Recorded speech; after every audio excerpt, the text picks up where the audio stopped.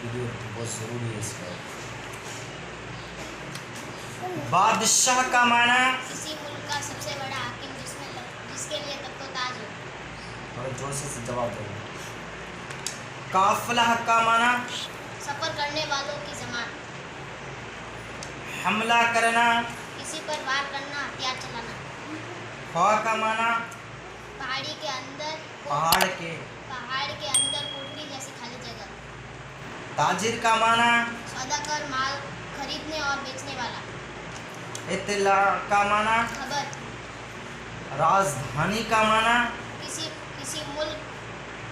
मुल्क का सबसे सदर मकाम जिसमें जहाँ बादशाह रहता हो।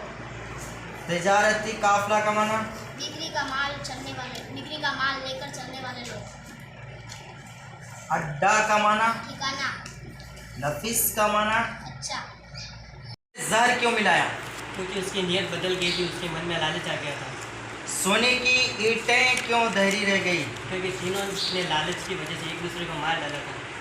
दूसरे का हक मारना बुरा काम है, अच्छा बुरा काम है।